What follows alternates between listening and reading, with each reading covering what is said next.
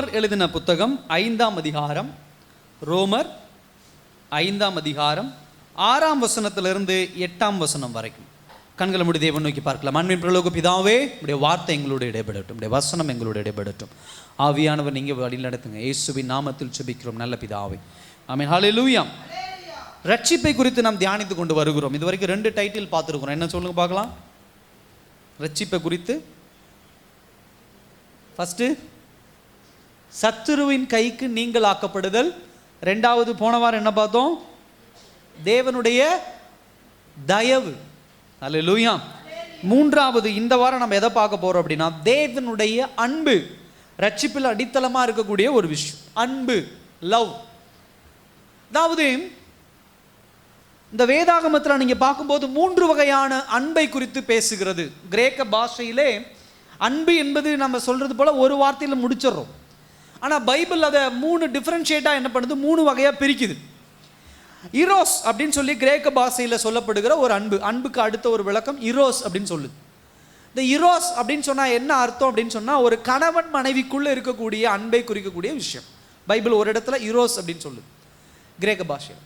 இன்னொரு இடத்துல ஃபிலோ அப்படின்னு சொல்லுது. ஃபிலோ அப்படின்னு சொன்னால் பிரதர்லி லவ், அதாவது சகோதரத்துவ அன்பு. ஒரு அண்ணன் தங்கச்சி, ஒரு அக்கா தம்பி, இவங்களுக்குள்ள இருக்கக்கூடிய ஒரு அன்பு. 3வது ஒரு அன்பை குறித்து சொல்லுது, அகாப்பே அப்படின்னு சொல்லி ஒரு அன்பை சொல்லுது. இந்த அன்பு என்னன்னா அன்கண்டிஷனல் லவ், அதாவது அன்கண்டிஷன், எந்த ஒரு கட்டுப்பாடும் இல்லாமல், எந்த ஒரு விதிமுறைகளும் இல்லாத ஒரு அன்பு. ஸோ வேதாகமம் கடவுளுக்கு குறிப்பிடுகிற அன்பு என்னன்னா அகாப்பே என்று சொல்லக்கூடிய விதிமுறைகள் அல்லாத, கட்டுப்பாடு அற்ற ஒரு அன்பை குறித்து தான் என்ன பண்ணுகிறது, பேசுகிறது. ஹல்லேலூயா. அப்ப இந்த அகாப்பே அப்படின்னு சொல்லக்கூடிய ஒரு அன்பு தான் கர்த்தர் உங்களையும் என்னையும் ரட்சிக்க வேண்டும் என்பதற்குண்டான ஒரு பேஸ்மெண்ட். அதுதான் முதல் ஸ்டெப்பு. இந்த அகாப்பே அன்பை குறித்து நம்ம பார்க்கும்போது, இன்னும் ஆழமா நம்ம பார்க்கும்போது, பியூரஸ்ட், சுத்தமான அன்பை தான், கலப்படம் இல்லாத ஒரு அன்பு தான் கர்த்தரிடத்தில் இருந்து நமக்கு கிடைக்கும் அகாப்பே என்கிற ஒரு அன்பு. கணவன் மனைவிக்குள்ள சொல்லக்கூடிய இரோஸ் அப்படிங்கிற அன்பு, அது ரொமான்டிக் அப்படின்னு சொல்லி சொல்லுவாங்க. அது ஒரு காலகட்டத்தில் இருக்கும். ஒரு வாலிப வயதுலையோ, திருமணமான கொஞ்ச நாட்களோ, ஒரு 5 வருஷமோ 10 வருஷமோ அந்த அன்பு, அப்போ இருக்கிற அன்பு ஒரு வித்தியாசமான ஒரு அன்பு. ஆனால் நாட்கள் கடக்கும்போது இந்த அன்பு எப்படிப்பட்டதாகும், உருமாறி என்ன பண்ணிரும், முடி கொட்டி அந்த மாதிரிலாம் ஆகிற, மனுஷனே மாறிடுற மாதிரி அந்த அன்பு என்ன பண்ணிடும், கணவன் மனைவிக்குள்ள இருக்கக்கூடிய அன்பு வேறு வகையாக உருமாறி திரிஞ்சு அது வேற மாதிரி போயிடும். அதே போல 2வது சொல்லக்கூடிய ஃபிலியோ அப்படின்னு சொல்லக்கூடிய இந்த சகோதரத்துவ அன்பு அப்படிங்கிறதும், அது எப்படி இருக்கும், எந்த நேரத்தில் எந்த மாதிரி இருக்கும்னு தெரியாது. பணம் வரும்போது, பொருள் வரும்பொழுது, செல்வம் வரும்போது, சொத்து பிரச்சனை வரும்போது, அவனை மாதிரி ஒரு துரோகி, அவங்கள மாதிரி ஒரு துரோகி பார்க்க முடியாது. ஆனால் என்னுடைய குடும்பத்தில் என் அண்ணன் மேலே அவ்வளோ அன்பு வச்சுருக்கேன், என் அக்கா மேலே அவ்வளோ அன்பு வச்சுருக்கேன், தங்கச்சி மேலே அவ்வளோ அன்பு வச்சுருப்பேன், அவங்க மேலே இவ்வளோ அன்பு, எங்கள் அப்பா அம்மா மேலே அன்பு, இப்படிலாம் டயலாக் விடுறது உண்டு. ஆனால் இந்த அன்பு என்ன பண்ணிடும், மாறிடும். சர்க்கம்ஸ்டான்ஸ் அப்படின்னு சொல்லுவாங்க. சூழ்நிலைகளை பொறுத்து, காலத்தை பொறுத்து, தேவைகளை பொறுத்து, பணத்தை பொறுத்து இந்த இரோஸ் அப்படிங்கிற ஒரு அன்பும் ஃபிலியோ அப்படிங்கிற ஒரு அன்பும் மாறிடும். ஆனால் இந்த கிரேக்க பாஷையில சொல்லப்படுகிற அகாப்பே அப்படிங்கிற ஒரு அன்பு, அது என்றைக்கும் மாறாது. ஹல்லேலூயா. அதுக்கு பணம் தேவையில்லை, அதுக்கு சொத்து தேவையில்லை, அதுக்கு பொருட்கள் தேவை கிடையாது, அதுக்கு நகை தேவை கிடையாது. பியூரஸ்ட், சுத்தமான அன்பு அது. அதுல கலப்படமே கிடையாது. உள்ள ஒன்று வச்சு வெளியே ஒன்று அந்த மாதிரியே என்ன பண்ணாது, கிடையாது. இந்த அன்பு தான் கடவுள் நம்மேல் வைத்திருக்கிற அன்பு. கடவுள் உங்கள் மேல் வைத்திருக்கிற அன்பை எப்பொழுதும் இந்த சகோதரத்து அன்போட கலக்காதீங்க. கடவுள் உங்க மேல் வைத்திருக்கிற அன்பு உங்க கணவன் மனைவிக்குள்ள இருக்கிற அன்போடு கலக்காதீங்க.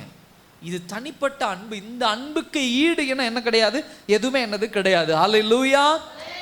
ஸோ இந்த அகாப்பே அப்படிங்கிற ஒரு அன்பு நம்ம பார்க்கும் பொழுது, எல்லா அன்புகளும் சூழ்நிலைகளையும் கண்டிஷனையும் பொறுத்து என்ன பண்ணும், அது வேறுபடுவதாக இருக்கும். ஆனால் இது என்ன பண்ணாது, மாறாது. அதே போல இந்த பிரதர்லி லவ் அப்படின்னு சொல்லக்கூடிய சகோதரத்துவ அன்பும், கணவன் மனைவிக்குள்ள இருக்கக்கூடிய ஒரு அன்பும் எப்போ அப்படியே பொங்கி வழியும் அப்படின்னு சொன்னா, நம்மை பிரியப்படுத்துகிற மாதிரி ஏதோ ஒரு காரியம் ஆப்போசிட் டைரக்ஷனில் நடக்கும்போது தான் நமக்குள்ள அப்போ தான் என்ன பண்ணும், அந்த எரிமலை வெடிக்கும், அன்புங்கிற எரிமலை வெடிக்கும். அப்பா ஏதாவது ஒன்று செஞ்சுட்டாரு, அம்மா ஏதாவது ஒன்று வாங்கி கொடுத்துட்டாங்கன்னா, ஐயோ எங்கள் அப்பாவை போல நல்லவர் யாரும் இல்லை, என் தாயை போல நல்லவர்கள் யாரும் இல்லை, என் சகோதரியை போல நல்லவர்கள் யாரும் இல்லை, என் சகோதரனை போல நல்லவர்கள் யாரும் இல்லை, இப்படிலாம் டயலாக் விடுவோம். அதுக்கு அடுத்தது கொஞ்ச நாள் கழிச்சு சூழ்நிலைகள் மாறும்போது, பணம் பொருள் செல்வம் இதெல்லாம் குறுக்க வரும்போது, இவன மாதிரி ஒரு அயோக்கியம் யாரும் கிடையாது, இவ்வளோ மாதிரி ஒரு போக்கிரி யாரும் கிடையாது, ஒருவேளை மாதிரி பிரயோஜனமற்றவங்க யாரும் கிடையாது, இப்படிப்பட்ட வார்த்தைகளும் என்ன பண்ணும் அங்கே பிறக்கும். அப்போ இந்த உலகத்திலே இந்த இரோஸ் என்கிற ஒரு அன்பும் சகோதரத்துவ அன்பும் அதே போல கணவன் மனைவிக்குள் இருக்கக்கூடிய அன்புக்கும் என்ன தேவை? பிரியப்படுத்துதல் தேவை. பிரியப்படுத்தினா அன்பு, பிரியப்படுத்தலைன்னா கோபம். இப்படிப்பட்டதான் என்ன பண்ணுது இருக்குட்டு.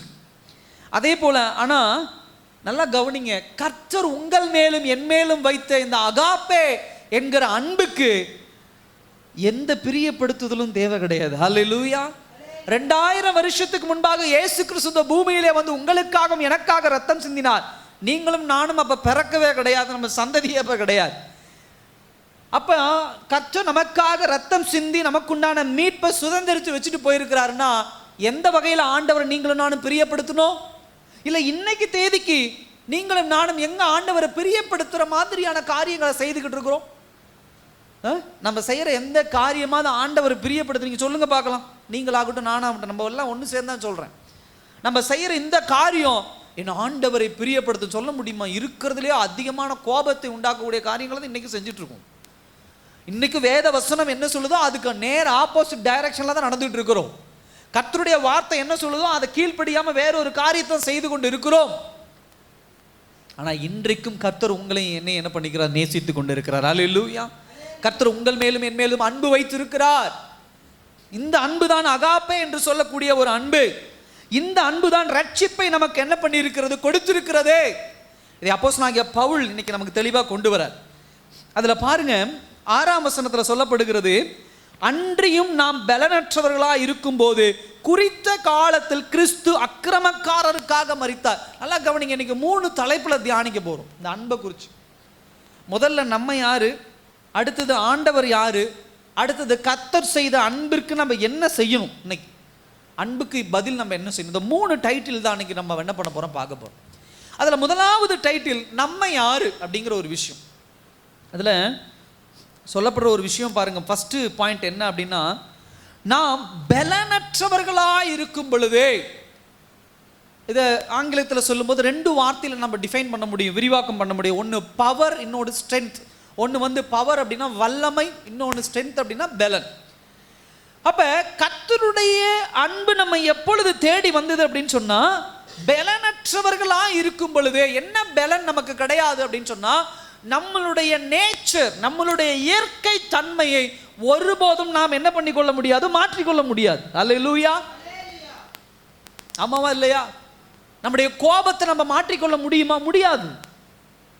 நம்மளுடைய கெட்ட வார்த்தை பேசுறதை நம்ம மாற்றிக்கொள்ள முடியுமா? முடியாது. நாம் செய்கிற பாவத்தை நாம் மாற்றிக்கொள்ள முடியுமா? முடியாது. நம்மளுடைய நேச்சரை நீங்களும் நானும் என்ன செய்தாலும் மாற்றிக்கொள்ள முடியாது. இதுதான் வல்லமையற்றவனாக பலனற்றவனாக இருக்கிறதுக்கு உண்டான ஒரு அடையாளம். நானே என் கோபத்தை அடக்கிடுவேன், நானே என்னுடைய சிரிப்பை அடக்கிடுவேன், நானே இப்படி இருந்துருவேன், நானே அப்படி இருந்துருவேன், நான் என்னுடைய காரியத்தை இதை கண்ட்ரோல் பண்ணிடுவேன் அப்படின்னு சொல்ற யாரா இருந்தாலும் அவங்க 100க்கு 100 பொய் பேசுறாங்க. அல்லேலூயா. சத்தமா சொல்லுங்க.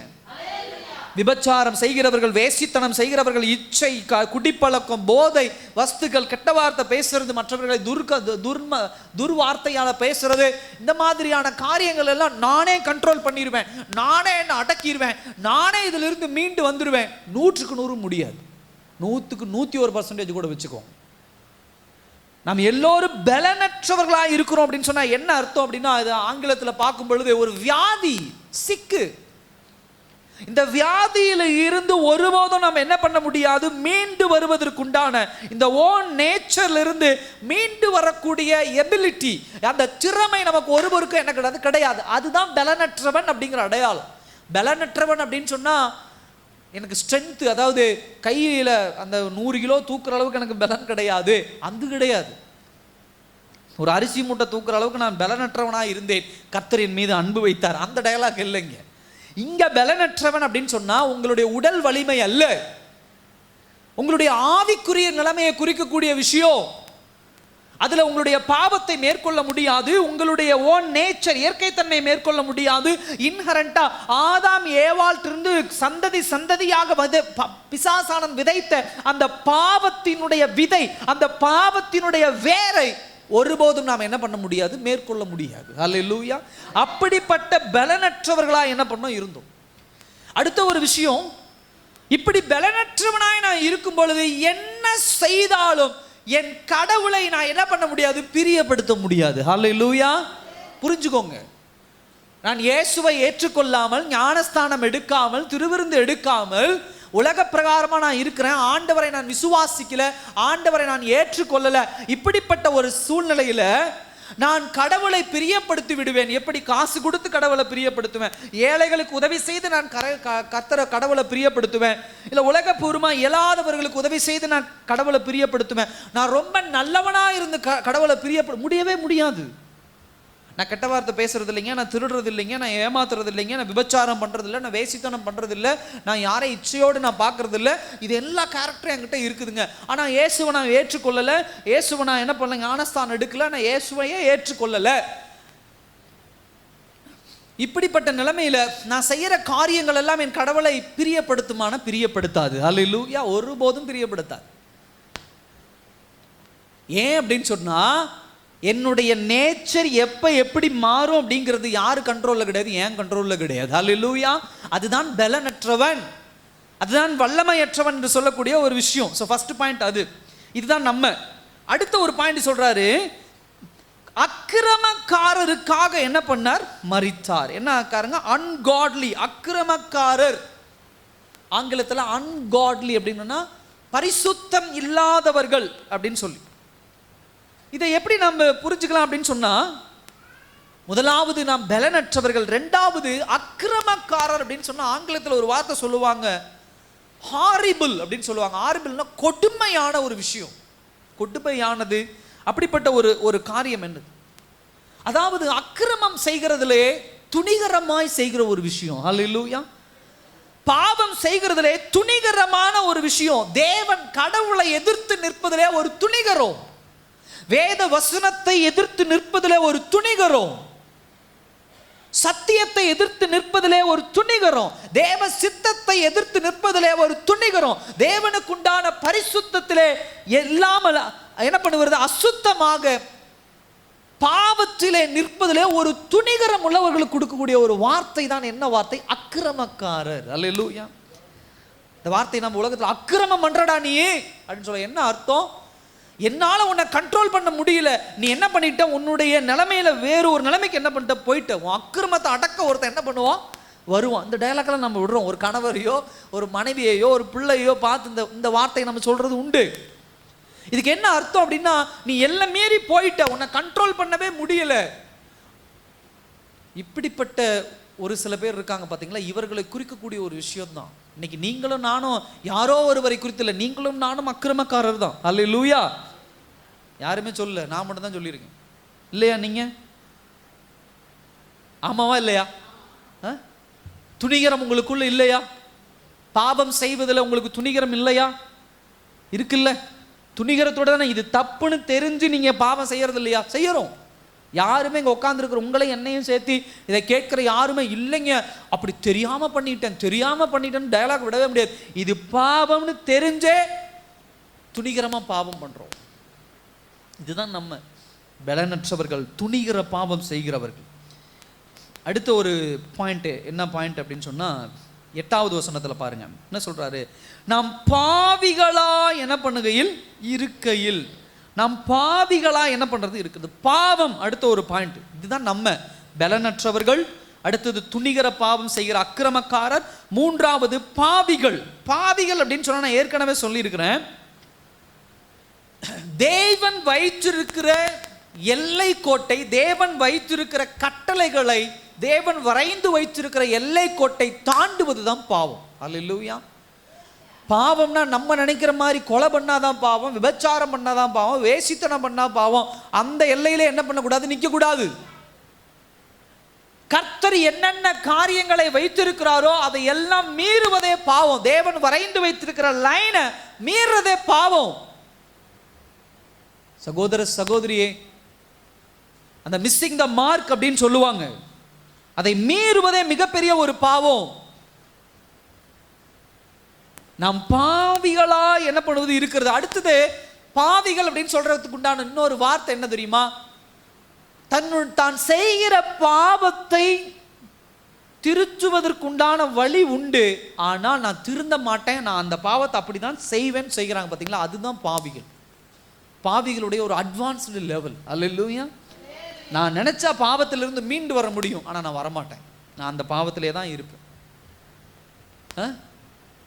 இந்த பன்றிகளை குறித்து சொல்லுவாங்க, சேத்துல போய் என்ன பண்ணாது, எப்பயுமே சேத்துல என்ன பண்ணிருக்கும், அது சேத்துல தான் படுத்திருக்கணும்னு அவசியம் கிடையாது. அல்லேலூயா. அது வெளியும் என்ன பண்ணலாம், உயிர் வாழலாம், வெளியில நல்ல நிலத்துலையும் அது படுக்கலாம், ஒரு மர நிழல்ல போய் படுத்திருக்கலாம், எல்லாமே பண்ணலாம். ஆனால் அது என்ன பண்ணும், அதுல தான் போய் படுத்திருக்கும். அதுக்கிட்ட போய் நீ வெளிவான வள, என்னால் எந்திரிச்சு வர முடியும், ஆனால் நான் என்ன பண்ண மாட்டேன், வரமாட்டேன், நான் சேத்துல தான் இருப்பேன் அப்படிங்கிற மாதிரி பாவத்திலிருந்து. அதுதான் வேத வசனம் எத்தனையோ முறை கர்த்தர் உங்களோடும் என்னோடும் பேசி பேசி அவருடைய சத்தியத்தை கொடுத்தாலும் நான் சேத்துல தான் படுத்திருப்பேன், நான் பாவத்தை தான் செஞ்சுட்டு இருப்பேன், தேவனுடைய லைனை தேவனுடைய மார்க்கை நான் மீறிக்கிட்டு தான் இருப்பேன் அப்படிங்கிற ஒரு காரியம் உண்டு பார்த்தீங்களா. அதனால தான் இங்கே சொல்றாரு, ஒரு அதாவது ப்ரெசன்ட் டென்ஸ்ல சொல்றாரு, நாம் பாவிகளா என்ன பண்ணுகிறது இருக்கிறது. இதெல்லாம் நம்ம. அடுத்தது டி, அதாவது 10வது வசனம் பாருங்க, அடுத்த பாயிண்ட். நாம் தேவனுக்கு சத்துருக்களா என்ன பண்ணுகிறது இருக்கையில், enemy of God. சகோதர சகோதரியே, தேவனுக்கு சத்துருக்களா இருக்க. ஒரு இடத்து கூட ஒரு வசனத்தை வாசிங்க, எபேசியர் 2ஆம் அதிகாரம் 3ஆம் வசனத்தை வாசிங்க. எபேசியர் 2ஆம் அதிகாரம் 3ஆம் வசனம்.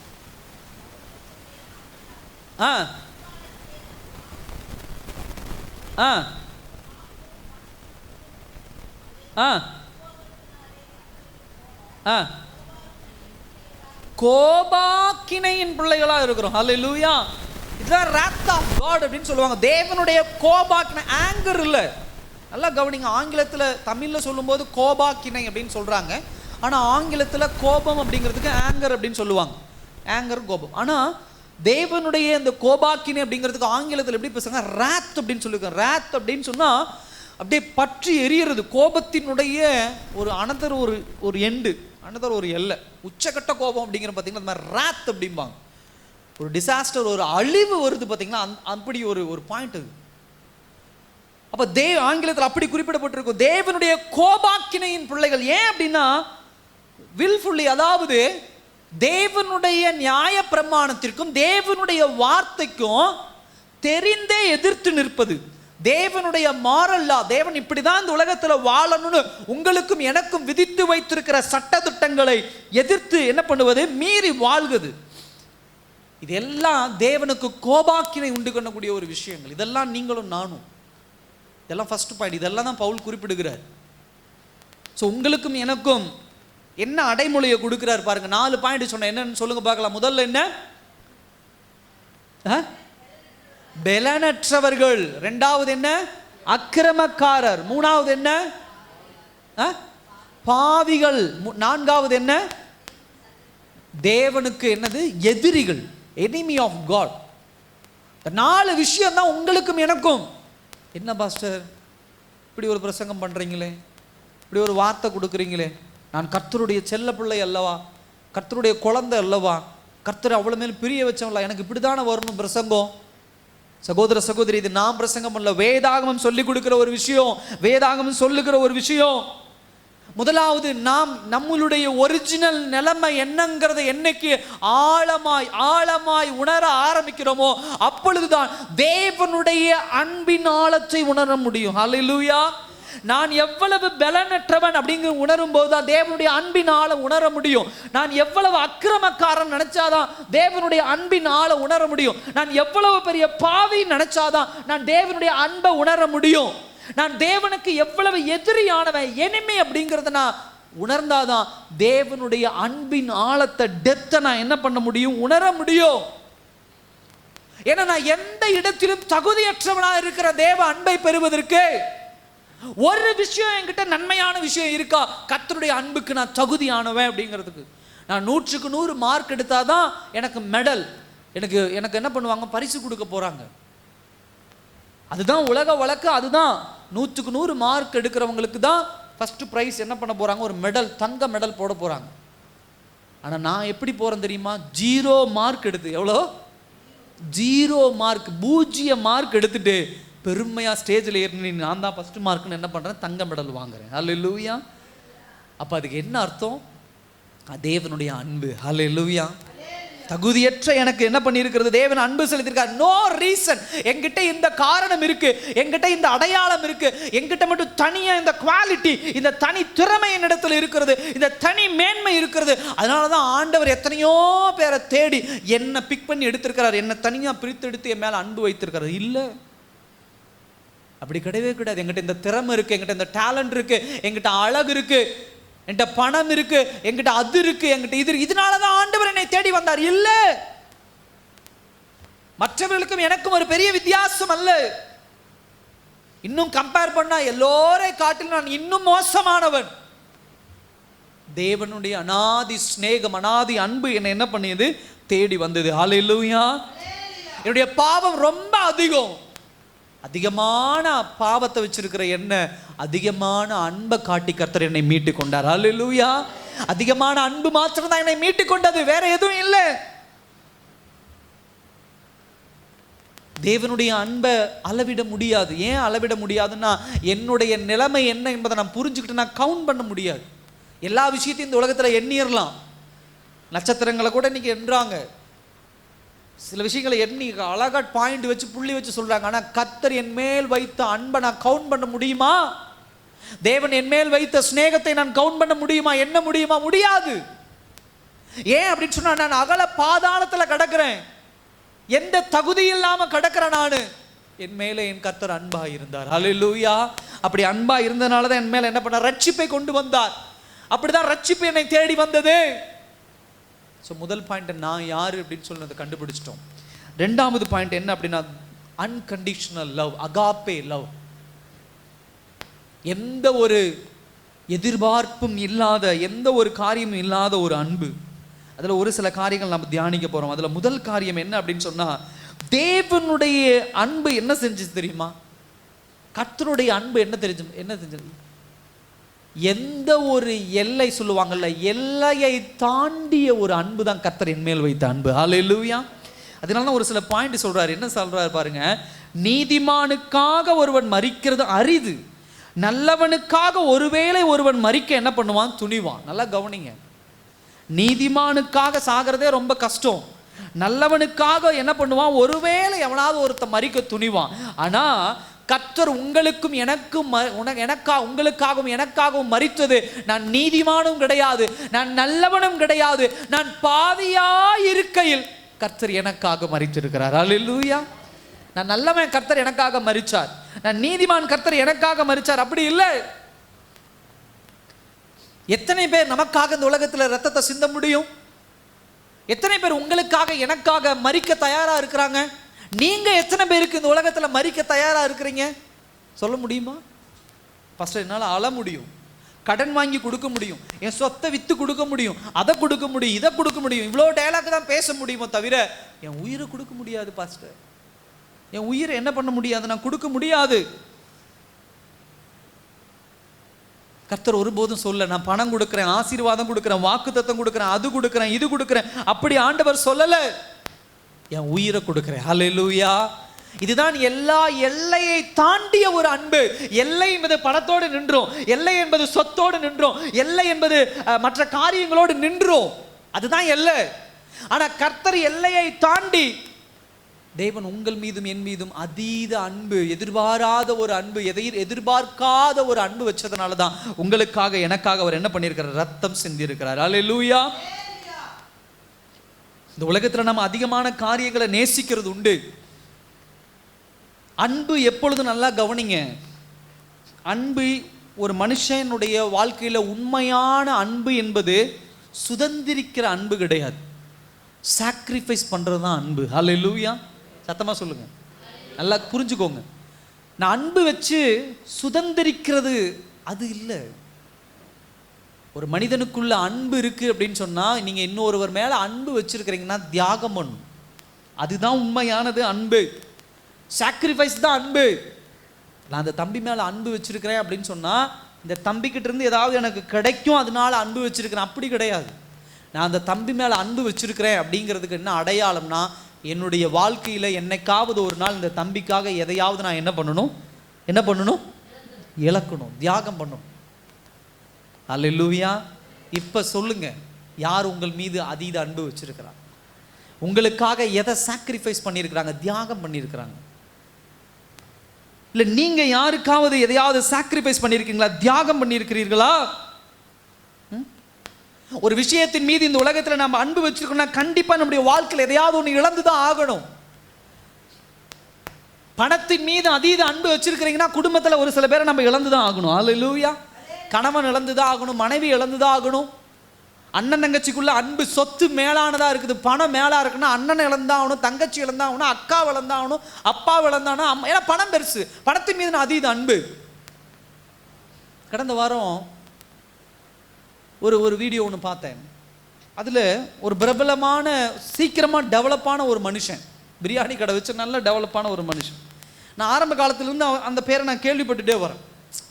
திடீர்னு ஒரு வீடியோ போடுறாரு. என் மனைவி என் கூட இல்லை, 2 பிள்ளைங்க. எத்தனை பிள்ளைங்க? 2 பிள்ளைங்க.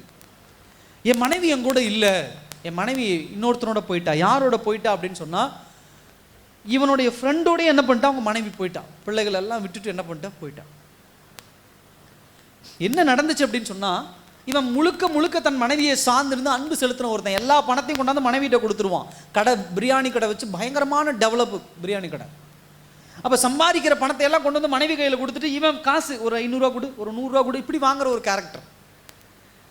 நல்ல வளர்ச்சி, பயங்கரமாக வளர்ச்சி போயிட்டு இருக்குது. அந்த அம்மா கிட்டே பணம் நிறையா இருக்குது, அதை என்ன ஏதோ அவன் கேட்கறது இல்லை, பணம் அவங்ககிட்ட இருக்குது அப்படின்னு விட்டுட்டான். திடீர்னு ஒரு நாள் ஒரு ரைடு வந்து, அரசாங்கம் ஏதோ ரைடு வந்து என்ன ஆயிடுச்சு, கடைகள் எல்லாம், பிரியாணி கடையெல்லாம் மூடிட்டாங்க. நிறைய இழப்பு ஆயிடுச்சு, எல்லா கடைகள் எல்லாம் போயிடுச்சு, வருமானம் இல்லை. இப்போ இவன் என்ன பண்ணுறான், அடுத்தது என்ன பண்ணுறதுன்னு தெரியல, மாட்டிக்கிட்டு சிக்கி திணறிக்கிட்டு இருக்கிறான். இந்த நேரத்தில் என்ன ஆயிடுச்சு, இவனுடைய ஃப்ரெண்டோட இவன் மனைவி என்ன பண்ணிட்டான், இவன் கொடுத்து வச்ச பணத்தையெல்லாம் எடுத்துட்டு காணாமல் போயிட்டாங்க. அந்த அம்மா போயிட்டாங்க. இப்போ இவன் என்ன பண்ணிட்டான், அனாதையாக்கப்பட்டுட்டான். இப்போ இந்த அம்மா கிட்ட 2 விஷயம் இருக்குது. ஒன்று கணவர், இன்னொரு மணி, பணம். இப்போ இந்த 2ல் எதையாவது ஒன்று மேலே அன்பு செலுத்தணும். கணவர் மீது அன்பு செலுத்தி இருந்தால் தான் கொடுத்த பணத்தை எல்லாம் திரும்ப தான் கணவன்கிட்ட கொடுத்து, கவலைப்படாதீங்க வாங்க நம்ம திரும்ப கட்டுவோம் அப்படின்னு. இப்போ இந்த அம்மா என்ன நினைச்சிருச்சு, இனிமே இவனை நம்பி என்ன கிடையாது, பிரயோஜனம் இல்லை, இவன் எல்லாம் இழந்துட்டான். இவன் என்னுடைய நண்பன் ஒருத்தர் இருக்கிறான், கம்முன்னு நம்ம அவனோட போயிட்டு என்னுடைய வாழ்க்கையை நம்ம சஸ்டெயின் பண்ணிக்கலாம், நம்முடைய வாழ்க்கையை நம்ம மேம்படுத்தி கொண்டு போயிடலாம் அப்படின்னு சொல்லி இருக்கிற பணத்தை எல்லாம் எடுத்துட்டு என்ன பண்ணிடுச்சு, அந்த அம்மா என்னோட போயிடுச்சு. அவர் அந்த மனுஷன் கதறி அழுது சொல்கிறான், இந்த மாதிரி என் மனைவி பண்ணிட்டான். இப்போ அவன் வேறு பிரான்ச்சஸ் எல்லாம் கொடுத்து, ஃப்ரான்ச்சைஸ் எல்லாம் கொடுத்து, இப்போ மறுபடியும் அந்த லெவலை மீட்டுட்டு அவன் இப்போ எப்படி சொல்கிறான், ஒரு ரிவெஞ்சோட சொல்கிறான், பாத்தியா அன்னைக்கு நான் எப்படி சம்பாதிச்சிட்டேன், நீ என்னை விட்டு போனது பரவாயில்ல, எனக்கு சந்தோஷம்தான், நான் யாருன்னு நான் உணர்ந்துட்டேன்னு என்ன பண்ணுறாரு, அவர் ஒரு டயலாக் பேசுகிறார் கொஞ்சம் நேரம். ஸோ பணம் அப்படின்னாலும் சில விஷயங்களை எதிர் மீது அதிக அன்பு செலுத்துகிறோமோ அப்போ சில விஷயங்களை சாக்ரிஃபைஸ் பண்ணி தான் ஆகணும். ஆனால் இந்த உலகத்தில் ஒரு விஷயத்தை தெளிவாக புரிந்து கொள்ளுங்க, யாராக இருந்தாலும் பணங்கிற ஒரு கேட்டகரி வந்துட்டா சாஞ்சிருவான், அது யாராக இருந்தாலும் சரி. அதே போல் சில விஷயங்கள் இந்த உலகத்தில் படிப்பின் மீது, விளையாட்டின் மீது, மற்ற காரியங்கள் மீது அதீத அன்பு இருக்குன்னா சில விஷயங்கள் இந்த உலகத்தில் நாம் என்ன பண்ணணும், இழந்து தான் என்ன பண்ணணும் ஆகணும். அப்போ தான் நம்ம எதன் மீது அதிக அன்பு செலுத்துகிறோமோ அந்த அன்பு செலுத்துகிற காரியத்தில் நமக்கு ஒரு நல்ல எனர்ஜி கிடைக்கும், திறமை கிடைக்கும். அல்லேலூயா. அதை சுதந்திரிக்கேன். நான் ஏற்கனவே சொன்ன பாருங்க, பணத்துக்காக இந்த அம்மா இந்த புருஷனை விட்டுட்டு போச்சு அப்படின்னு சொல்லி எனர்ஜி, திறமை அந்த அம்மாவுக்கு இருந்திருக்குது, பெலன் இருந்திருக்குது. என் புருஷனே வேண்டான்னு தூக்கி போடுற அளவுக்கு அந்த அம்மாவுக்கு என்ன இருக்குது, திறமை என்ன பண்ணிருக்கு இருந்திருக்கு. அல்லேலூயா. ஸோ தேவனுடைய அன்பு ஃபர்ஸ்ட் பாயிண்ட் என்ன அப்படின்னா, ஒரு எல்லையை தாண்டி செல்லக்கூடியது அன்புங்கிறது. இதுதான் லிமிட் அப்படின்லாம் கிடையாது. கர்த்தர் உங்கள் மீதும் என் மீதும் அப்படிதான். இந்த அம்மா எப்படி பணத்துக்காக 2 பெற்ற பிள்ளைகளை விட்டு, தன் கணவனை விட்டு, குடும்பத்தை விட்டு, எல்லையை தாண்டி, திருமணம்ங்கிற எல்லை கோட்டை தாண்டி இன்னொருத்தனோட அந்த அம்மா போயிடுச்சு. இன்னொரு இடத்துல சென்னையில் நான் கடந்த ஒரு மாதத்துக்கு முன்னாடி கூட சொன்னேன், ஒரு அம்மா 2 குழந்தைகளை என்ன பண்ணிட்டாங்க, கொண்டுட்டாங்க. இப்போ ரீசெண்டாக ஒரு விஷயம் நம்ம பார்த்தோம், ஒரு நியூஸில் பார்த்தோம். ஒரு அம்மா தப்பு பண்ணி இன்னொரு ஊரோட போயிட்டாங்க. அப்போ அந்த வீட்டுக்காரர் என்ன ஆயிடுச்சு, அது 3 குழந்தைங்க.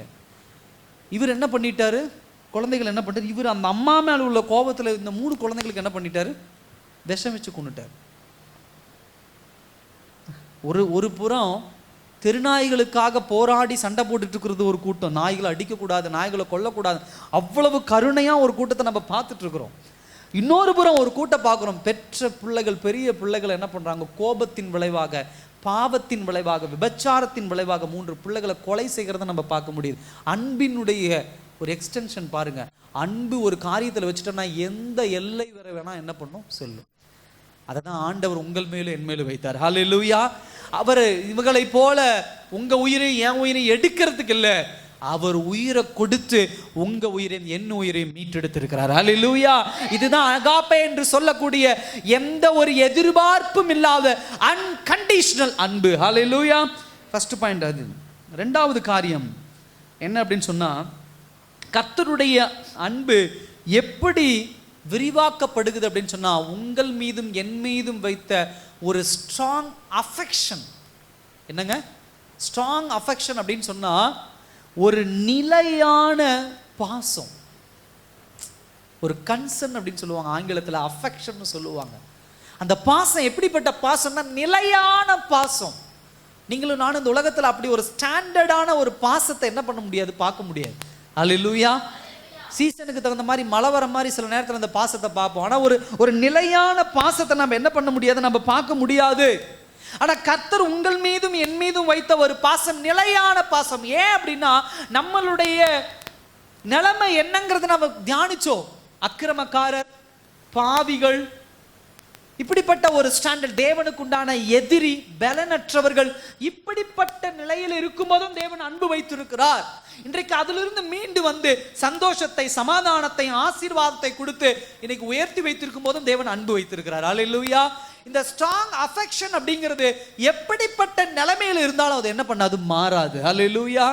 அது அழகு இருந்தாலும் இருக்கும், அழகு இல்லாமல் இருந்தாலும் இருக்கும். அது சேத்துல கிடந்தாலும் இருக்கும், சேத்துல கிடக்காம போனா இருந்திருக்கும். அது வயசான காலத்தில் இருந்தாலும் இருக்கும், வயசு இல்லாத காலத்தில் இருந்தாலும் இருக்கும், எப்ப வேணா இருக்கும். The strong affection என்பது ஒருபோதும் என்ன பண்ணாது, மாறாது. இதை குறித்து பவுல் தெளிவா சொல்றார். தேவனுடைய அன்பு அப்பேற்பட்ட ஒரு அன்பு. இதை நம்ம எப்படி பார்க்கலாம் அப்படின்னு சொன்னா, நாம் எல்லோருமே அக்கிரமக்காரர்கள்.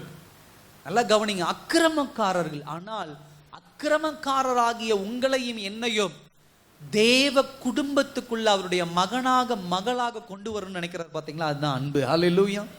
அக்கிரமக்காரர் அப்படின்னா என்னன்னு ஒரு டெஃபினிஷன் கொடுத்துட்டு, துணிகரம். ஒரு துணிகரம் தப்பு செய்யும் போது ஒரு குடும்பத்துல ஒரு தாயோ, ஒரு தகப்பனோ, ஒரு கணவனோ, மனைவி என்ன சொல்லுவாங்க? முதல் பாயிண்ட் என்ன சொல்லுவாங்க? என்ன சொல்லுவீங்க?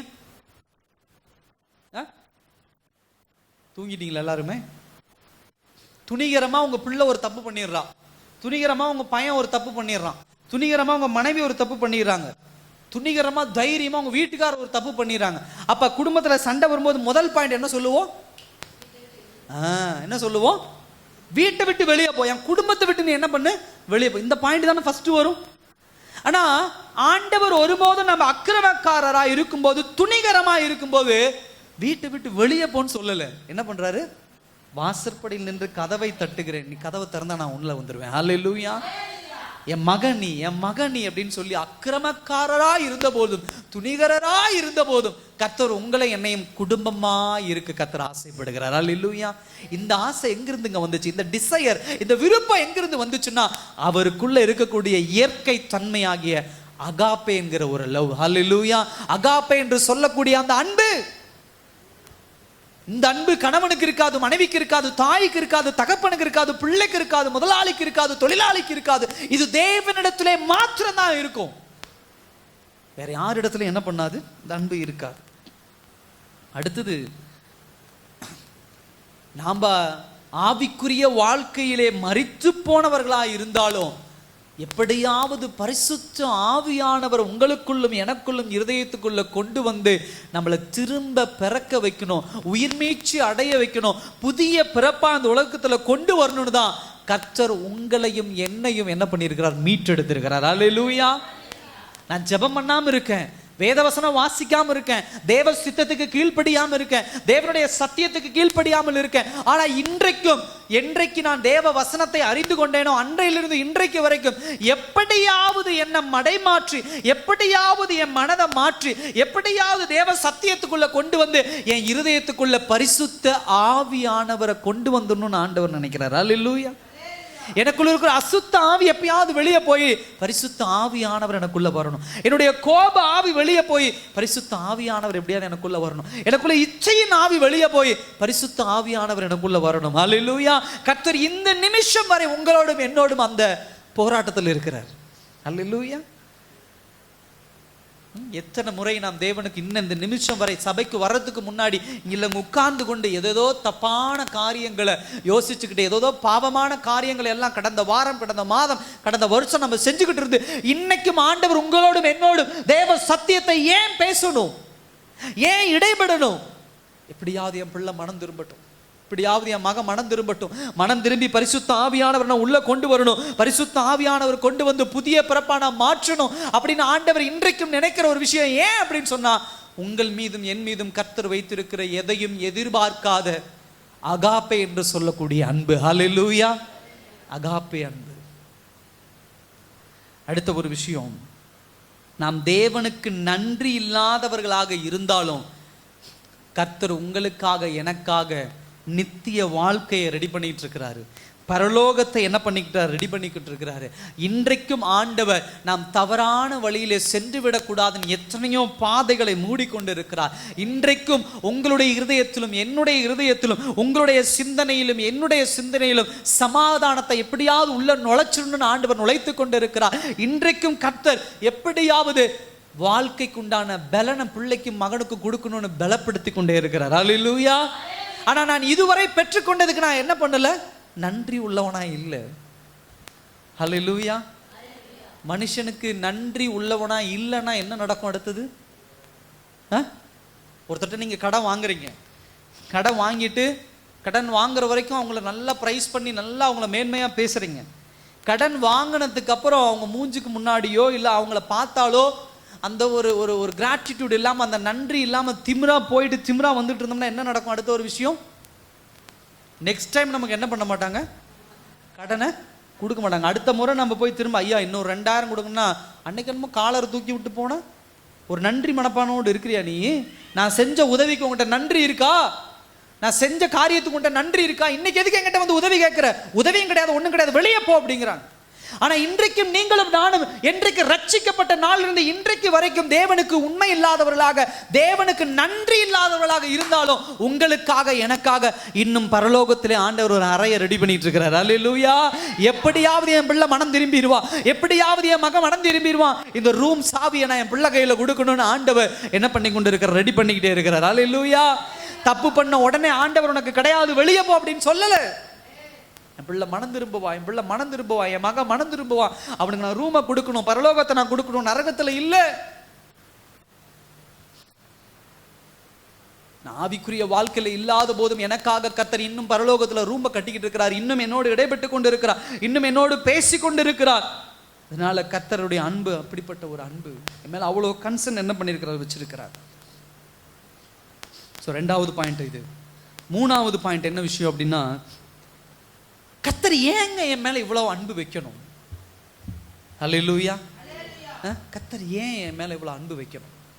கர்த்தர் எதுக்காக என் மேல இவ்வளவு அன்பு வைக்கணும்? அப்படி அந்த அன்புல என்ன ஆண்டவர் வெளிப்படையா காட்டி இருக்கிறார் அப்படிங்கிற ஒரு சில காரியங்கள் நாம் பார்க்க போறோம். அதுல ஃபர்ஸ்ட் என்ன அப்படின்னா, ஏன் ஆண்டவர் உங்கள் மீதும் என் மீதும் இவ்வளவு அன்பு வைத்திருக்கிறார் அப்படின்னு சொன்னா, நீங்களும் நானும் அவரால் படைக்கப்பட்டவர்கள். ஹல்லேலூயா. நீங்களும் நானும் அவரால் உருவாக்கப்பட்டவர்கள். ஆண்டவர் சொல்றாரு, தாயின் கருவில உருவாவதற்கு முன்னமே உன்னை நான் என்ன பண்ணியிருக்கிறேன், தெரிந்து வைத்திருக்கிறேன். ஹல்லேலூயா. அப்படி உங்களையும் என்னையும் படைத்த கர்த்தர், அவர் உங்கள் மீதும் என் மீதும் அன்பு வைப்பதில் என்ன ஒரு காரியம் இருக்குது, என்ன ஒரு தவறு இருக்குது? ஊர்ல எவ்வளோ குழந்தைங்க இருக்கலாம், எத்தனையோ குழந்தைகள் இருக்கலாம். நம்ம குழந்தைய விட அழகான குழந்தை இருக்கலாம், நம்ம குழந்தைய விட கலரான ஒரு குழந்தை இருக்கலாம், நம்ம குழந்தைய விட திறமையான ஒரு குழந்தை இருக்கலாம், நம்ம குழந்தைய விட உயரத்துல சைஸ்ல எல்லாவற்றிலும் இருந்திருக்கலாம். ஆனா எந்த குழந்தை எப்படி இருந்தாலும் எனக்கென்று பிறந்த குழந்தை, என் குடும்பத்துல கணவன் மனைவிக்கென்று ஒரு குழந்தை பிறக்குது பாருங்க, அந்த குழந்தையின் மீது இருக்கக்கூடிய அன்பு எப்படிப்பட்ட அன்பா இருக்கும்? ஆழமான அன்பா இருக்கும். ஹல்லேலூயா. ஏன்? அது யாருடைய குழந்தை? என் குழந்தை. ஹல்லேலூயா. அது மக்கா இருக்கலாம், அந்த குழந்தை எப்படி வேணா இருக்கலாம், அது என் குழந்தை, அது என் பிள்ளை. அது மனநலம் பாதிக்கப்பட்டு இருக்கலாம், அது கால்கள் சரியா இயங்காம இருக்கலாம், கண்ணு சரியாம இல்லாம இருக்கலாம், எப்படி வேணா இருக்கலாங்க, அது என் குழந்தை. அந்த குழந்தை மேல எனக்கு அன்பு உண்டு. அந்த குழந்தை என்னுடைய குழந்தை, என் வயிற்றில் பிறந்த குழந்தை.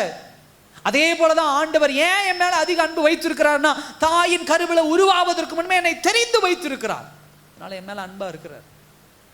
அந்த அன்கண்டிஷனல், அந்த எதிர்பாராத அன்பை என் மேல என்ன பண்ணிருக்கிறார்? ஆண்டவர் வைத்திருக்கிறார். அந்த அன்பை எப்படி சொல்லலாம் அப்படின்னு சொன்னா, கர்த்தர் எப்படி அவருடைய அன்பை வெளிப்படுத்தினார்? வார்த்தைகளால மாத்திரம் வெளிப்படுத்திட்டு நிறுத்தல. இஸ்ரவேல் ஜனங்களை எகிப்திலிருந்து மீட்டார், அதோட நிறுத்தல. பகலிலே மேகஸ்தம்பம், இரவும் அக்னி ஸ்தம்பம் வெளிப்படுத்தி அதோடு நிறுத்திட்டாரா? இல்ல. செங்கடலை கடந்த பிறகு நிறுத்திட்டாரா? இல்ல. மன்னாவை கொடுத்த பிறகு நிறுத்திட்டாரா? இல்ல. என் தேவனுடைய அன்பு அதோடு என்ன பண்ணல? நின்று போகல. பரலோகத்திலிருந்து தேவனுடைய வார்த்தை வந்த பிறகு நின்று போச்சா? இல்ல. தேவதூதர்கள் எனக்கு முன்னாடி பின்னாடி இருப்பாங்க, அதோட தேவனுடைய அன்பு நின்று போச்சா? இல்ல. வாக்குத்தத்தங்களை கொடுத்தது பிறகு தேவன் அன்பு நின்று போச்சா? இல்ல. ஒரு தேசத்தை கொடுத்த உடனே தேவனுடைய அன்பு நின்று போச்சா? இல்ல. ஒரு கூட்டத்தோட என்னை சேர்த்த பிறகு தேவனுடைய அன்பு நின்று போச்சா? இல்ல. தேவனுடைய அன்பு எப்பொழுது நின்று போனது தெரியுமா? தேவனுடைய அன்பினுடைய முடிவு எப்பொழுது தெரியுமா? தன்னுடைய ஒரே பேரான குமாரனை இந்த சிலுவையில் இந்த உலகத்தில் கொண்டு வந்து அவருடைய உயிரை கொடுத்ததப்ப. ஹல்லேலூயா. அப்பதான் தேவனுடைய அன்பினுடைய முடிவை நாம உணர முடியுது. அந்த ஃபுல்னஸ் அப்படிம்பாங்க, அந்த முழுமை. மற்றதெல்லாம் கொஞ்சம் கொஞ்சம் கொஞ்சம் கொஞ்சம் கொஞ்சம் கொஞ்சம் தான். தேவ அன்பினுடைய முழுமை எங்க இருக்கு அப்படின்னு சொன்னா, தன்னுடைய ஒரே பேரான குமாரனை சிலுவையிலே இரத்த சாட்சியாக கொடுத்தது. ஹல்லேலூயா. அதுதான் தேவ அன்பினுடைய முழுமை, ஒரு ஹோல்னஸ், ஒரு நிறைவு. முதல் பாயிண்ட், ஏன் ஆண்டவர் மேல அவ்வளவு அன்பு வச்சாருன்னா, நான் தேவனால் என்ன பண்ணவன்? படைக்கப்பட்டவன். ஹல்லேலூயா. தாயின் கருவலை உருவாவதற்கு முன்னமே என் கர்த்தர் என்னை தெரிந்து வைத்திருக்கிறார். அடுத்தது, தேவனுடைய அன்பு என்கிட்ட ஏன் இப்படி இருக்கு அப்படின்னு சொன்னா, எரேமியா புத்தகத்துல ஒரு விஷயம் அழகா சொல்லப்படும். குயவனையும் களிமண்ணையும் ஒப்பிட்டு சொல்லப்படும். ஹல்லேலூயா. அப்படிப்பட்ட அன்பு தான் யாருக்கிட்ட இருக்குது? கர்த்தர் உங்கள் மீதும் என் மீதும் தேவன் வைத்திருக்கிறார். குயவன் கையில் இருக்கக்கூடிய களிமண் என்ன பண்ணுவான்? எப்படியாவது அந்த களிமண் கொல கொலன்னு ஆயிடுச்சு, அந்த களிமண் கட்டி ஆயிடுச்சு, என்ன ஆனாலும் சரி அதை எப்படியாவது ரீஷேப் பண்ணணும், அதை எப்படியாவது ரீமாடல் பண்ணணும், அதை எப்படியாவது உருமாற்றம் செய்யணும், அதை எப்படியாவது பிரயோஜனம் உள்ள ஒரு பாத்திரமாக இந்த உலகத்துல கொண்டு வந்து பயன்படுத்தணும்னு சொல்லி அதை விடாம வணைந்து கொண்டே இருப்பான். ஹல்லேலூயா.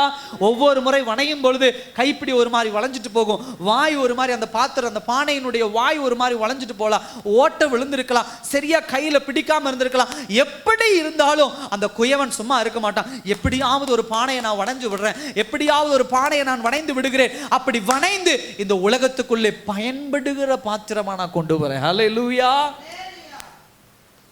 அந்த களிமண் மீது அந்த குயவனுக்கு இருக்கக்கூடிய அன்பு தான் கர்த்தர் உங்கள் மீதும் என் மீது வைத்திருக்கிற அன்பு. ஏன் ஆண்டவர் இத்தனை முறை தேவ வசனத்தை நான் பாவம் செய்யும் போதெல்லாம், துணிகர பாவம் செய்யும் போதெல்லாம் கர்த்தர் என்கிட்ட திரும்ப திரும்ப பேசிக்கிட்டே இருக்கிறார், திரும்ப திரும்ப பேசிக்கிட்டு இருக்கிறார்னா அதுதான் அர்த்தம்.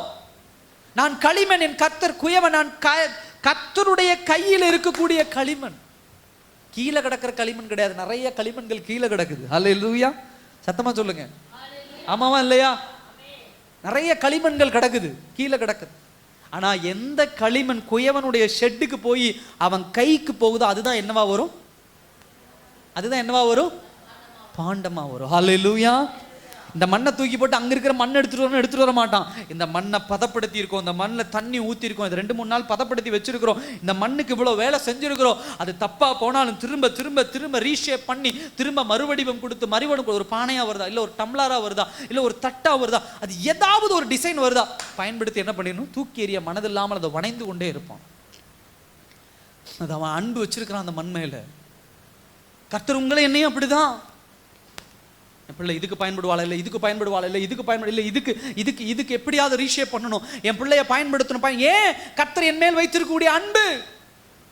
அதனாலதான் எத்தனையோ பேர் இருக்கும்போது கர்த்தர் உங்களை என்ன இந்த இடத்துல கொண்டு வந்து உட்கார வச்சு வேத வசனத்தை இன்னைக்கு உங்களோடு பேசி கொண்டு இருக்கிறார். அல்லேலூயா. சத்தியத்தை உங்களோடு பேசி கொண்டு இருக்கிறார். அடுத்த ஒரு பாயிண்ட், வேதவசனம் குறிப்பிடுகிற ஒரு விஷயம், இந்த அன்பு குறித்து பேசும்பொழுது ஒரு ஆட்டுக்குட்டிக்கும் ஒரு மேய்ப்பனுக்கும் இடையான ஒரு பாசம். அல்லேலூயா. வேதவசனத்தில் பார்க்கிறோம் 99 ஆடுகள் மேய்ந்து கொண்டு இருக்கிறது. எத்தனை ஆடு காணாம போச்சு? ஒரு ஆடு. இந்த மேய்ப்பன் என்ன பண்ணா?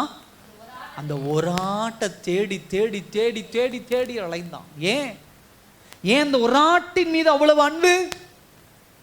அது அவனுடைய ஆடு. ஹல்லேலூயா. அவன் நேசித்த ஒரு ஆடு. அந்த ஆட்டு மந்தையோடு அந்த ஆடு இருந்திருக்கலாம், அந்த ஆட்டுக்குட்டிகளோடு அந்த ஆடு இருந்திருக்கலாம். அந்த ஆட்டுக்கு என்ன ஒரு ஆசையோ, அக்கறையில் சொல்லுவாங்க, இக்கரைக்கு அக்கறை பச்சையா இருக்குதுங்கிற மாதிரி அந்த ஆட்டு மந்தையை விட்டு, மேய்ப்பினுடைய கண் பார்வை விட்டு ஒரு துணிகரத்தோடு அது ஓடி போயிருச்சு. போனா போய் தொலை அப்படின்னு அந்த ஆட்டுக்குட்டியை போயிட்டு 99 ஆட்டை வச்சு நான் வாழ்ந்துக்கிறேன் அப்படின்னு கூட்டிட்டு போற மேய்ப்பன் அல்லாமல் அந்த 99 ஆட்டை ஒரு இடத்துல பத்திரப்படுத்திட்டு 2 நாள் ஆனாலும் சரி, 3 நாள் ஆனாலும் சரி, இந்த ஒரு ஆட்டை காடு மலையெல்லாம் தேடிக்கொண்டிருக்கிறார். அல்லேலூயா. கர்த்தர் உங்களை என்னை அப்படிதான் தேடிக்கொண்டிருக்கிறார். ஏன்? கர்த்தர் உங்கள் மீதும் என் மேலும் வைத்த எதிர்பாராத அன்கண்டிஷனல் அகாப்பே அன்பு. ஹல்லேலூயா. என் பிள்ளை எங்க இருக்கா, என் பிள்ளை அங்க இருக்கா, என் மகன் அங்க இருக்கான், அங்க இருக்கான், எப்படியாவது அவனை கொண்டு வந்துடணும், எப்படியாவது அவன் கொண்டு வந்துடணும். அங்க பாவத்தோடு கலந்து இருக்கிறான், அங்க பிசாசின் பிடியில் இருக்கிறான், அங்க கட்டுகளோடு இருக்கிறான், அங்க கடன் பிரச்சனையோடு இருக்கிறான், அங்க அந்த பிரச்சனை, அங்க இந்த காரியம், எப்படியாவது அவனை கொண்டு மீட்டு என்னுடைய பட்டியல கொண்டு வந்து விட்டுறணும். இது ஓடி போனது மலை மேலையும் காடுகள் மேலையும் ஓடி போயிருக்குது. அங்க ஏகப்பட்ட பிரச்சனை, அங்க மிருகங்கள் வரும், சாப்பாடு கிடைக்காது, சரியான தண்ணி கிடைக்காது, பாதுகாப்பு இருக்காது. அதே ஆட்டை மேய்ப்பன் கண்டுபிடிச்சு தன் பார்வையில வைத்திருக்கும் போது அதனுடைய நோக்கம் நிறைவேறும், எல்லாம் அதுக்கு நிறைவா கிடைக்கும். அல்லேலூயா. கர்த்தர் இதுதான் உங்களை என்னை அப்படி என்ன பண்றாரு, நேசிக்கிறார். அடுத்த ஒரு காரியம், கடைசி ஒரு காரியத்தை சொல்லி முடிக்கிறேன். நம்ம ஒவ்வொருடைய வாழ்க்கையிலும் ஒரு ப்ரிசியஸ் அப்படின்னு சொல்லுவாங்க, ஒரு மேன்மையான ஒரு விஷயம் உண்டு. உங்கள் வாழ்க்கையில் அப்படி இருக்கா? எத்தனை பேருடைய வாழ்க்கையில் சொல்லலாம் மேன்மையான ஒரு விஷயம்? சொல்லுங்க பார்க்கலாம். என்ன இருக்கு உங்கள் வாழ்க்கையில் மேன்மையான ஒரு விஷயம்? இன்னும் உங்கள் வாழ்க்கையில் மேன்மையான ஒரு விஷயம்?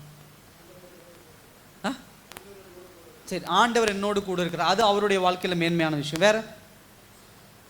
ரொம்ப ஸ்பிரிச்சுவலாக வேண்டாம், உண்மையை சொல்லுங்க. இந்த விஷயம் என் வாழ்க்கையில் ரொம்ப முக்கியங்கய்யா, அதை நான் ரொம்ப மேன்மையாக வச்சுருக்கேன் சொல்கிறோம். எதுவுமே இல்லை யாருடைய வாழ்க்கையிலும். ஃபோன் ஒரு நாள் ரிப்பேர் ஆயிடுச்சுன்னா எப்படி இருப்போம் நம்ம? 5 நிமிஷம் நெட்டு டிஸ்கனெக்ட் ஆயிடுச்சுன்னா என்ன ஆயிரும்? பதறிடும். ஐயோ போச்சு, நெட்டு போச்சு, ரீசார்ஜ் போச்சு. உடனே அங்கே அவரை கூப்பிட்டு இவரை கூப்பிட்டு நைட்டு 12 மணிக்கு ஃபோன், ஐயா ரீசார்ஜ் பண்ணுங்க, நெட்டு டிஸ்கனெக்ட் ஆயிடுச்சு, நெட்டு போயிடுச்சு. ஆமாவா இல்லையா? சொல்கிறோமா இல்லையா? அப்போ நம்முடைய வாழ்க்கையில் மோஸ்ட் மேன்மையான ஒரு விஷயம் என்ன இந்த காலகட்டத்தில்? ஃபோனு. சில விஷயங்கள் பதறி, பிள்ளைகள் ஸ்கூல் 4 மணிக்கு விட்டு ஒரு பிள்ளை 4 மணிக்கு வரலைன்னா என்ன பண்ணுவோம்? ஐயோ என் பிள்ளைய காணோம், எங்கே போனாலும், என்ன ஆனானோ, ஏதோ ஆனானோ, அங்கே தொட்டிலுக்கு இது விழுந்துட்டாலும், அங்கே அடிச்சு போட்டாங்களா, ஆக்சிடென்ட் ஆயிடுச்சா, இதாயிருச்சா, அதாச்சு, பதறி கிதறி என்ன பண்ணுவோம்? மோஸ்ட் ப்ரிசியஸ் மேன்மையான ஒரு விஷயம். சில பேருக்கு தங்க நகை. ஒரு அம்மா நேற்று நியூஸ் பார்த்தேன். நியூஸ் அதிகம் பார்க்கறது உண்டு இந்த நாட்களில், ஏன்னா அப்போ தான் தெரிஞ்சுக்க முடியும் உலகம் என்ன நடக்குது. அதில் ஒரு அம்மா வாக்கிங் போயிருக்கிறாங்க. வாக்கிங் போய் என்ன பண்ணியிருக்காங்க, 10 பவுன் செயினை என்ன பண்ணிட்டாங்க, 10 பவுன் செயினை தொலைச்சிட்டாங்க, எங்கேயோ விழுந்துருச்சு. அப்போ அங்கே இருக்கிறவங்க யாரோ ஒருத்தர் எடுத்து, அவங்க என்ன நோக்கத்தில் ரொம்ப நல்லவங்களா இருந்திருப்பாங்க, கூட வந்து போலீஸ் ஸ்டேஷனில் கொடுத்துட்டாங்க. அப்போ ஃபோன் பண்ணி அந்த அம்மா அழுக சொல்லுது, இன்னைக்கு நைட்டு மட்டும் எனக்கு அந்த நகை கிடைக்கல, நாளைக்கு என்ன உயிரோடு பார்க்க முடியாது, என் நகை போச்சுன்னா நான் எப்படி வாழுவேன், 10 லட்ச ரூபாய்க்கு மேலே இன்றைக்கி இருக்கிற பட்ஜெட்டுக்கு. அந்த அம்மா மாத்திரம் இல்லை, நீங்களும் அப்படி தான், நானும் அப்படி தான். அல்லேலூயா. ஒரு சொத்தை இழந்து, ஒரு நகை இழந்து, இந்த மாதிரி ஏதோ ஒரு விஷயத்தில் நம்மளுடைய லைஃப்பில் மோஸ்ட் ப்ரிசியஸ் ரொம்ப மேன்மையான விஷயம் உண்டு. பிள்ளைகள், சொத்து, பணம், நகை, பொருள், மொபைல் ஃபோன், இந்த மாதிரி பல விஷயங்களை சொல்றது உண்டு. ஆனால் நல்லா கவனிங்க, உண்மையான அன்புங்கிறது என்ன அர்த்தம் தெரியுமா? நம்முடைய லைஃப்பில் எது மோஸ்ட் மேன்மையாக இருக்குதோ அதை விட்டு கொடுக்கறது தான் உண்மையான அன்பு. ஹல்லேலூயா. இதை யாருக்கிட்ட கத்துக்கணும் தெரியுமா? ஆண்டவர்கிட்ட கத்துக்கணும். அல்லேலூயா. இயேசு கிறிஸ்து ஃபர்ஸ்ட் என்னத்தை விட்டு கொடுத்தாரு? பரலோகத்தை விட்டு இந்த பூமியிலே மனுஷனாக வருவதற்கு பரலோகத்தை விட்டு கொடுத்தாரு. அல்லேலூயா. ரெண்டாவது விஷயம், உண்மையான மேன்மையான அன்பு உங்களுக்கு என் மேலே வச்சிருந்தனால தன்னுடைய பிதாவின் அன்பை யார் இழந்து போனா? அது சிலுவையில் அடிக்கப்படும் பொழுது ஐயோ கை வலிக்குதேன்னு கத்தல, அழுகல. ஐயோ கால் வலிக்குதேன்னு ஆண்டவர் அழுகல. ஐயோ முள்கிரீட சூட்டிட்டாங்க வலிக்குது, அழல. கன்னத்தில் அரைகிறாங்களே, அழல. ஈட்டியால குத்துறாங்களே, அழல. சிலுவையை தூக்கிட்டு போக முடியலையுமே, அழல. ஆனா எப்ப அழுதாரு? எப்ப அழுதாரு? தேவனே தேவனே ஏன் என்னை என்ன பண்ணி கைவிட்டீர்? அல்லேலூயா. உம்முடைய அன்பிலிருந்து நான் விலகி போயிட்டேனே, எல்லா பாவங்களும் என் மேல சுமத்தப்படும் பொழுது கர்த்தர் என்னை கைவிட்டுட்டீங்களே, என்னை விலகிட்டேனே. அந்த அன்பை இழந்து போனார். யாருக்காக? எதுக்காக? உங்க மேலும் என் மேலும் வைத்த எதிர்பாராத அன்கண்டிஷனல் அகாப்பே அன்பு. அல்லேலூயா. ஆமாவா இல்லை? எல்லாவற்றிற்கும் மேல உயிர், மோஸ்ட் ப்ரிஷியஸ் ஒன், ரொம்ப மேன்மையான ஒரு விஷயம். எதை வேணா விட்டு கொடுக்க நம்ம முயற்சி இருப்போம். ரொம்ப மேன்மையானது நினைக்கிற சில விஷயங்கள் கூட நம்மளை விட்டு கடந்து போனால் கடந்து போயிருக்கலாம். ஆனால் என் உயிரை விட்டு கொடுக்க முடியாதுங்க ஐயா, என் உயிரெல்லாம் கொடுக்க முடியாது. இந்த உயிரை காப்பாற்றுறதுக்கு ஒரு சூழ்நிலைகள் வரும்போது எப்படியெல்லாம் போராடுறது உண்டு. ஆண்டவர் அந்த உயிரையே விட்டு கொடுத்தார் உங்களுக்காக, எனக்காக. ஹல்லேலூயா. இந்த உயிர் எப்படிப்பட்ட உயிர்? ஏன்னா இயேசு கிறிஸ்துவினுடைய அந்த உயிர் அப்படிங்கிறது நிறைய விஷயங்கள் நான் சொல்றேன், அப்படியே நோட் பண்ணிக்கோங்க, வீட்டில் போய் தியானிச்சுக்கோங்க. முதலாவது என்னன்னா, யூனிக், தனித்துவமான உயிர். அது தனித்துவமான ஜீவன். ஒரு ஆணுக்கும் பெண்ணுக்கும் சேர்ந்து தான் ஒரு குழந்தை பிறக்கும். ஆனால் இயேசு கிறிஸ்து இந்த பூமியிலே அவதரித்தது ஆண் இல்லாமல் பரிசுத்த ஆவியானவர் என்ன பண்ணார்? ஒரு பெண்ணுடைய வயிற்றிலே கர்ப்பமா என்ன பண்ணார்? குழந்தை என்ன பண்ணார்? கொண்டு வந்தார். அப்படிப்பட்ட ஒரு யூனிக்கான ஒரு வாழ்க்கை. அதே போல அற்புதங்களையும் அதிசயங்களையும் செய்து எல்லோரையும் வேக்க வைத்த ஒரு ஜீவன் அந்த ஜீவன். அதே போல அவர் வாழ்ந்த காலம் சரி, இன்றைய காலம் வரைக்கும் அவரை போல பேசுகிற தாளந்து திறமை உள்ள ஒரு ஜீவன் எந்த ஜீவனும் கிடையாது. அப்படி தனித்துவமான ஒரு ஜீவன் முதலாவது. இரண்டாவது, யாருமே குற்றம் சுமத்த முடியாத ஒரு ஜீவன் அந்த ஜீவன். அல்லேலூயா. யாராவது அந்த ஜீவன்ல குற்றம் சுமத்த முடியுமா? அவர் அந்த பாவம் செஞ்சாரு, இந்த பாவம் செஞ்சாரு. அவருடைய சிந்தனையிலே, அவருடைய பேச்சிலே, அவருடைய செய்கையிலே, அவருடைய நடவடிக்கைகளில் ஏதாவது ஒரு இடத்துல அவரை குற்றம் சுமத்த முடியுமா? முடியாது. அப்படிப்பட்ட ஒரு ஜீவன் அந்த ஜீவன். மூணாவது, அந்த ஜீவன் எப்படிப்பட்ட ஜீவன் தெரியுமா? சுயநலம் இல்லாத ஒரு ஜீவன். அல்லேலூயா. சுயநலம் இல்லாத ஒரு உயிர். இந்த பூமியிலே அவர் உயிர் வாழும் பொழுது எந்த இடத்திலும் தனக்காக ஒரு வீடு கட்டிக்கணும், எந்த இடத்திலும் தனக்காக ஒரு அபார்ட்மெண்ட் கட்டிக்கணும், எந்த இடத்துல தனக்காக ஒரு வண்டி வாங்கிக்கணும், எந்த இடத்துல தனக்காக ஒரு சைக்கிள் வாங்கிக்கணும் அப்படின்னு எந்த இடத்திலும் சுயநலமாக தனக்கு என்று சொல்லி என்ன பண்ணலாம்? ஆண்டவர் எடுக்கல. ஹல்லேலூயா. எடுக்கல. எனக்கு இது வேணும் அப்படின்னு எங்க எடுக்கல. போனாரு பேதுருட்ட கடன் கொடுப்பான்னு போட்டை வாங்க. ஏன்னா அவர் நினைச்சு இப்படின்னு பண்ணியிருந்தா அங்க விதவிதமா டிசைனா ஏசியோட 10 போட்டு வந்து உருவாயிருக்கு. ஹல்லேலூயா. பண்ணல. எனக்கு வேணும் அப்படின்னு சொல்லி பைபிள்ல ஏதாவது ஒரு இடத்துல ஒரு காரியத்தை பண்ணுங்க, உலகப்பூர்வமான விஷயத்தை ஆண்டவர் எனக்கு அவசியமா இருக்குது அப்படின்னு உருவாக்குனாரா? இல்ல. எதையுமே உருவாக்கல. மற்றவர்களுக்காக அற்புதம் செய்தார், மற்றவர்களுக்காக அதிசயம் செய்தார், மற்றவர்களுக்காக எல்லாமே பண்ணாரு. ஸோ அன்செல்ஃபிஷான ஒரு வாழ்க்கை. அதில் கூட சொல்றார், மனுஷகுமாரன் தலை சாய்க்க பூமியில் என்ன கூட இடம் இல்லை அப்படிங்கிற. ஒரு அர்த்தத்தில் எடுத்துக்கலாம், இன்னொரு அர்த்தம் என்ன எடுத்துக்கலாம், அவருக்குன்னு சொந்த நிலம் கிடையாது, வீடு கிடையாது, பட்டா நிலம் கிடையாது, ஒன்றும் கிடையாது. சாக்ரிஃபைஸ் பண்ணார். அடுத்தது, யாராலையும் ஜெயம் கொள்ள முடியாத ஒரு ஜீவன். அல்லேலூயா. யார் ஜெயம் கொண்டா? இயேசு கிறிஸ்துவுடைய வாழ்க்கையை யார் ஜெயம் கொண்டா? சொல்லுங்க பார்க்கலாம். பிசாசானவன் ஜெயம் கொண்டானா? இல்ல. இயேசு கிறிஸ்துக்கு வியாதி ஜெயம் கொண்டுச்சா? வியாதி வந்துச்சா? இல்ல. ஈவில் ஸ்பிரிட், பிசாசின் அசுத்தாவிகள் அவரை நெருங்குச்சா? இல்ல. பிசாசானவன் வந்தானா? இல்ல. நரகம் அவரை மேற்கொண்டதா? இல்ல. கல்லறையை மேற்கொண்டுச்சா? இல்ல. வானத்திலும் பூமியிலும் சரி ஏதாவது அவரை மேற்கொண்டுச்சா? இல்ல. எல்லாவற்றையும் தைரியமாக எதிர்த்து நிற்கக்கூடியவர். எந்த இடத்திலும் அவருக்கு தோல்வியே கிடையாது, ஜெயம் மாத்திரம்தான். அப்படிப்பட்ட பிரிசியஸான, அப்படிப்பட்ட மேன்மையான ஒரு ஜீவன் உங்களுக்காக எனக்காக அவரே தன்னைத்தானே அர்ப்பணித்தார். ஹல்லேலூயா. தன்னைத்தானே அர்ப்பணித்தார். சில நேரத்தில் நம்ம சொல்றோம், ஐயோ எப்படியாவது அவரை காப்பாத்திருங்க, அவருக்கு இருக்கிற திறமை ரொம்ப பெரிய திறமைங்க. அவருக்கு இருக்கிற சொத்து ரொம்ப அதிகமான சொத்து. அவருக்கு இருக்கக்கூடிய நிலம் ரொம்ப அதிகமான நிலம். சொல்றது உண்டு. யாரும் ஜெயம் கொள்ள முடியாத, யாராலும் ஜெயம் கொள்ளாத முடியாத அவரை உங்களுக்காக எனக்காக அவரே தன்னுடைய உயிரை மாய்த்து கொண்டார். அல்லேலூயா. தன் உயிரை அர்ப்பணித்தார், தன் கையை அர்ப்பணித்தார், தன்னுடைய நெற்றியை அர்ப்பணித்தார், தன்னுடைய வயிற்று பகுதியை அர்ப்பணித்தார், தன்னுடைய உடையை அர்ப்பணித்தார், தன்னுடைய கால்களை அர்ப்பணித்தார். ஏன்? உங்க மேலும் என் மேலும் வைத்த எதிர்பாராத, எதையும் எதிர்பார்க்காத அன்கண்டிஷனல் அகாப்பே என்கிற ஒரு அன்பு. அல்லேலூயா. சகோதரத்துவ அன்பு கிடையாதுங்க. கணவன் மனைவிக்குள்ள இருக்கக்கூடிய அன்பு கிடையாது. சகோதர அன்புனா என்ன, கணவன் மனைவி அன்பு என்ன, அது எல்லாவற்றையும் நம்ம இந்த உலகத்துல என்ன பண்ணிட்டோம், அதனுடைய நன்மைகள் என்ன தீமைகள் என்ன எல்லாம் ஒவ்வொரு நாளும் அனுபவிச்சுட்டு வரோம். ஆனா என்னைக்கு ஆண்டவருடைய இந்த அழகான அகாப்பே அன்பை என்னைக்கு அதிகமா தியானிச்சிருக்கிறோம். அல்லேலூயா. சத்தமா சொல்லுங்க அல்லேலூயா. தியானிச்சிருக்கிறோம். கர்த்தர் நம்மோடு பேசி இருக்கிறார்.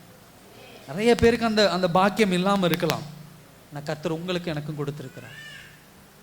எல்லாரும் இருக்கிற இடத்துல இருந்து எழுந்து நிற்கலாமா இந்த நாள்ல?